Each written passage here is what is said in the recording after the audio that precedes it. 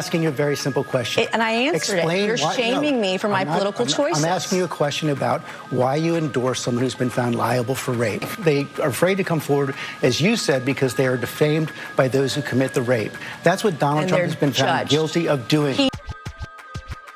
Isn't it weird how Fox News gets silenced for defamation against Dominion and the media applauds it as the institution's working as intended? But then suddenly there's a problem when they get successfully sued for lying and defamation against Donald Trump because they think they should be able to lie, seemingly accidentally proving once and for all that their main strategy against Donald Trump is just lying. I'll just say, I mean, this feels like it has a real chilling effect. But what George Stephanopoulos said in that interview, I mean, it seems to hold up with what the judge said after the fact. I also like to live dangerously. I think it's a concerning sign, Melissa, that ABC buckled here. The phrases that they objected to was when George Stephanopoulos repeatedly said that Donald Trump had been found civilly liable for rape.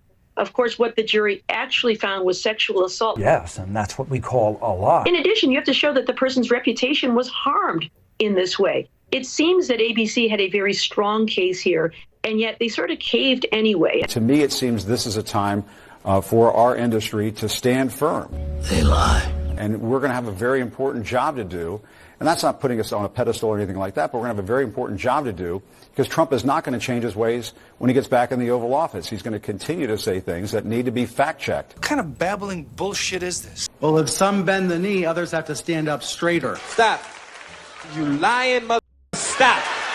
He did win in this case with a big payment, but that broader concern about self-censorship is one that I know many viewers and readers are worried about. Stop. Just stop. Stop. This weekend, ABC News agreed to pay $16 million, including legal fees, to settle a defamation lawsuit brought by Trump against the network and their anchor, George Stephanopoulos. And that obviously will not be the end of this campaign against the media, a legal campaign against the media. We're going to be bringing one against the people in Iowa, their newspaper. We're filing one on 60 Minutes. We're involved in one which has been going on for a while and very successfully against Bob Woodward. We have one, very interestingly, on Pulitzer because reporters at the New York Times, Washington Post got Pulitzer Prizes for their wonderful, accurate, and highly professional reporting on the Russia hoax.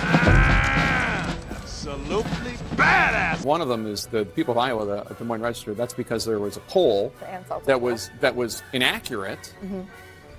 Mm-hmm. The one on 60 Minutes is because they didn't like the editing that had been done to the Kamala Harris. From Kamala Harris. Yeah, I mean, this is wildly ridiculous. You have to stop lying. The fact that ABC had to settle this and decided not to go to trial, it is going to embolden Trump and his allies. This is now about a systemic effort to chill the press, to tie journalists up in knots. Stop it. Get some help. Isn't it absolutely wild and nauseating that these people who put themselves on pedestals above us all as paragons of truth, they're just openly admitting that they should be able to lie about Donald Trump based on their old lies about him being an existential threat. Now, some would say, yeah, but a civil court found Trump liable for sexual assault. And my simple response is that I just don't believe it. It's another one of these cases that just came out of nowhere when Donald Trump was running for president. Plus, it came from a far-left partisan Democrat harpy who clearly has mental issues and even publicly expressed on national television that she has rape fantasies that she finds sexy. But I think most people think of rape as it is a violent assault. It is not. I think most people think of rape as being sexy. Mm. Let's take a short break. Think of the fantasies. Mm. We're just going to take a quick break. If you can stick around, we'll talk more on the other side. You're fascinating to talk to. Holy shit! If she had been accusing Barack Obama, the media would have publicly destroyed this woman. Instead, we know the media will promote clearly false rape stories when it suits a Democrat political party agenda. Anyway, this is just another reason why the decaying husk of legacy media needs to go away sooner rather than later before they cause even more damage. What do you all think? Should Donald Trump go after everyone in the media who made this false claim about him? Let me know in the comments, and if you're still here, might as well hit that like button and subscribe because I do post on a regular basis, so keep checking back for more. Thanks a lot.